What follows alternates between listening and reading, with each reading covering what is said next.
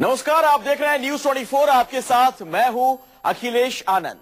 2 दिन पहले मोदी सरकार ने दिल्ली की कई अवैध कॉलोनियों को नियमित करने का ऐलान किया। कागजों पर तो ये कॉलोनियां नियमित हो गईं, लेकिन राजधानी में अब भी ऐसी तमाम कॉलोनियां हैं जो नियमित होने के बावजूद बुनियादी सुविधाओं से महरूम है। तो क्या यह सिर्फ वोटों का दांव है? इस पर बात करने के लिए हमारे साथ दिल्ली की सभी बड़ी पार्टियों के नेता मौजूद हैं। हमारे संवाददाता कुमार कुंदन ने चौपाल लगाकर इस सवाल का जवाब जानने का प्रयास किया है। दिल्ली का चुनावी दंगल पास आते के साथ ही मुद्दों की एक बार फिर से बौछार हो गई है। हर सियासी पार्टी अपने तरीके से अलग अलग मुद्दे तलाश रही है। इस वक्त हम जिस जगह पे मौजूद हैं वो पार्लियामेंट से महज 20 किलोमीटर की दूरी पर है और इस जगह के 2 पहलू हैं। पहला पहलू ये है कि अगर आप मकान या फिर जमीन खरीदने जाते हैं सड़क के एक तरफ तो आपको लाखों रुपए गज जमीन मिलेगी, लेकिन वहीं दूसरी तरफ अगर आप जाते हैं तो महज 10,000 रुपए गज में भी आपको जमीन मिल जाएगी। क्यों है ऐसा? ये पूरा मसला है वैध और अवैध कॉलोनियों का, और एक बार फिर इसका जिन बाहर आया है। ये वो जिन है जो सियासी पार्टियों को चुनाव में जीत दिलाती रही है या फिर सियासी पार्टियां इसके तहत चुनावी वैतरणी पार करने की कोशिश करते हैं। हमारे साथ पूरी राजनगर की जनता मौजूद है। ये वो इलाका है जो अनऑथराइज्ड कॉलोनी है और यहाँ भी भारतीय जनता पार्टी, कांग्रेस और आम आदमी पार्टी सारे के नुमाइंदे मौजूद हैं। हम सबसे बात करने की कोशिश करेंगे और यह जानने की कोशिश करेंगे कि क्या महज ये एक चुनावी मुद्दा है या फिर सच में राजनीतिक दल इसके लिए कुछ कर रही है।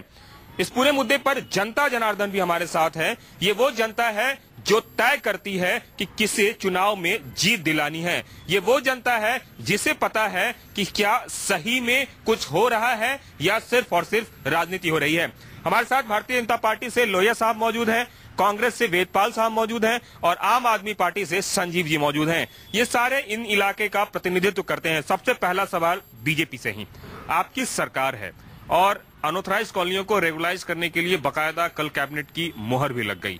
क्या वजह थी? कल ही का वक्त क्यों चुना गया? पहले क्यों नहीं चुना गया? नहीं, देखिए, जब से मोदी जी प्रधानमंत्री बने हैं, मोदी जी ने तो बहुत पहले से ही दिल्ली के ऊपर बहुत पहले से ध्यान दिया हुआ है और मोदी जी ने स्पष्ट ये कहा है कि हम जो भी काम करेंगे वो जनहित में करेंगे। कांग्रेस ने पिछले 15 साल यहाँ के लोगों को बेवकूफ बनाया, 15 साल कॉलोनी के ऊपर राज किया और माननीय मोदी जी ने आते ही दिल्ली में कॉलोनी को पास किया। तो इसमें क्या बुरा किया, जो कि बहुत जरूरी था। यहाँ लोगों को पानी नहीं मिलता, बिजली नहीं मिलती, कॉलोनी पास होने से कम हमें सुविधाएं तो मिलेंगी। तो इसमें मुझे नहीं लगता कि इसमें कोई बहुत बुरा किया है। नहीं, बात बुरे की नहीं है, बात टाइमिंग को लेकर है कि इस वक्त ही क्यों किया। नहीं, टाइम चल रहा है ऑलरेडी। जब कांग्रेस इसको लेके इशू को बहुत पहले से चल रही थी तो ये कोई, मैं समझता नहीं कि अब ये जो टाइम है ये कोई गलत टाइम है, क्योंकि दिल्ली में जब कॉलोनी पास होनी है तो ये जरूरी नहीं। अब जो ये चुनाव आ गया तो अब आप इसको इसमें कह सकते हैं कि भैया इस टाइम क्यों जरूरी है। नहीं, चुनाव की बात करते हैं, बीजेपी वाले चुनाव की बात कर रहे हैं। 2008 की बात करूं तो उस वक्त भी चुनाव था और शीला दीक्षित ने बकायदा सोनिया गांधी के यहाँ तो प्रोविजनल सर्टिफिकेट बनवाया था। कांग्रेस ने की भी इस पे राजनीति करने की कोशिश की। अभी जो अध्यादेश आया है ये एक तरह का फ्रॉड है लोगों के साथ। 11 महीने से जनता इनको ढूंढ रही है। 11 महीने से पूरी दिल्ली के अंदर डेमोलिशंस हो रहे हैं, लोगों के घरों को तोड़ने का काम हो रहा है। यहाँ के सांसद, आदरणीय सांसद, उसको पूरी यहाँ की जनता ढूंढ रही है। यहाँ के सांसद लिखकर भेजते हैं कि सारी रिज की कॉलोनियां टूट जाएं। यहाँ के इनके विधायक सतपाल राणा चिट्ठी लिखकर भेजते हैं कि कॉलोनियों को तोड़ दिया जाना चाहिए। इनसे जनता कभी उम्मीद कर नहीं सकती है, कॉलोनियां पास नहीं कर सकती। और जो 895 कॉलोनियां आदरणीय शीला दीक्षित ने जो पास की थी, उन्हीं की सूची आज इन्होंने कल अध्यादेश लाकर जारी की है, जो पहले से जिनमें डेवलपमेंट के काम खुल चुके थे, जिनमें सीवर का काम चल रहा था। सड़कें बन 895 कॉलोनी है। और खास आज मुख्य हर अखबार की खबर है, एक भी किसी भी अखबार में सब में ये लिखकर आया है कि जिस कॉलोनी के अंदर रिज आती है उस कॉलोनी को ये पास ही नहीं कर रहे हैं, उनमें डेवलपमेंट काम नहीं होगा, उनको तोड़ा जाएगा, ऐसा अखबारों में खबर आई। आम आदमी पार्टी भी मौजूद है, आपकी भी सरकार रही थी 49 दिनों की। आपको क्या लगता है क्या हो रहा है इस पूरे मुद्दे पे? देखिए साहब, इस पे सिर्फ और सिर्फ राजनीति हो रही है। जो समस्याएं पिछले 40 साल से दोनों पार्टियों ने पैदा की, इन्होंने व्यापार किया। एक जब सत्ता में होती है तो वो प्लॉट काटते हैं, ये सारे काम करते हैं, दूसरे को उसका हिस्सा मिलता है। ये पिछले 40 साल से चलता आ रहा है। अब ये उस पर सिर्फ राजनीति कर रहे हैं, वरना अगर बीजेपी ने करना होता तो मोदी जो प्राइम मिनिस्टर 6 महीने 7 महीने पहले बन गए थे।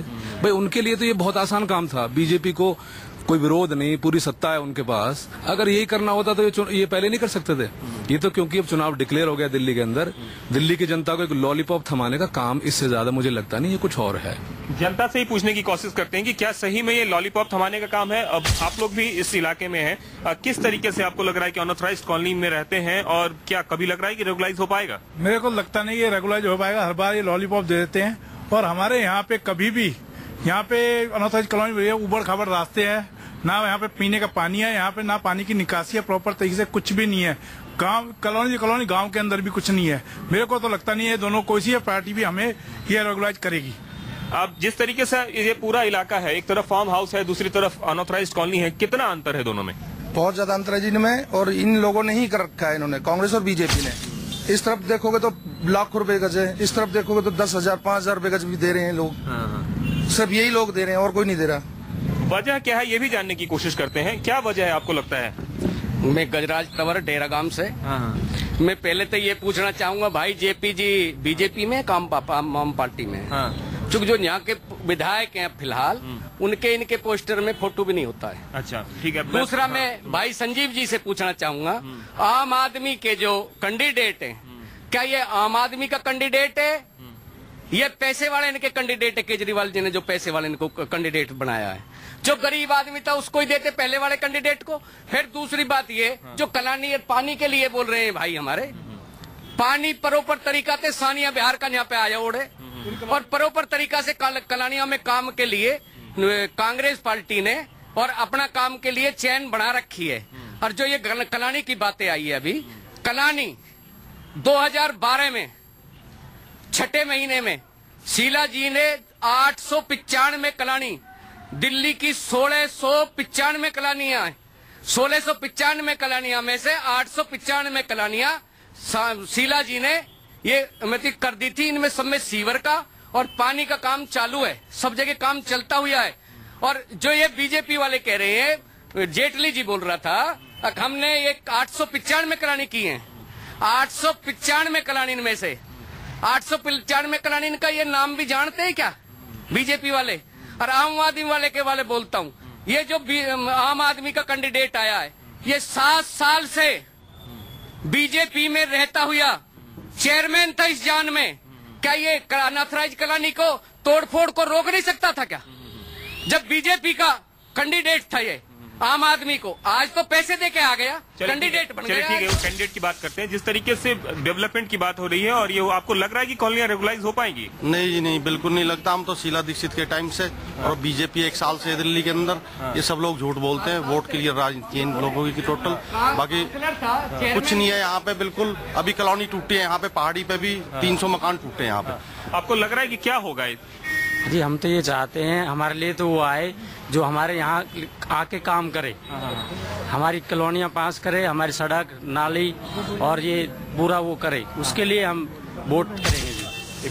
बाबा क्या लग रहा है आपको, पूरे मुद्दे पे राजनीति हो रही है या काम भी हो रहा है कुछ? देखो जी बात ये है,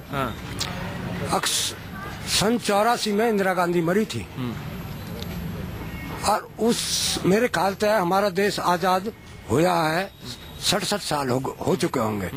एक हमारी माता की गढ़ी है, शेड्यूल कास्ट से बोल रहा हूँ मैं, एक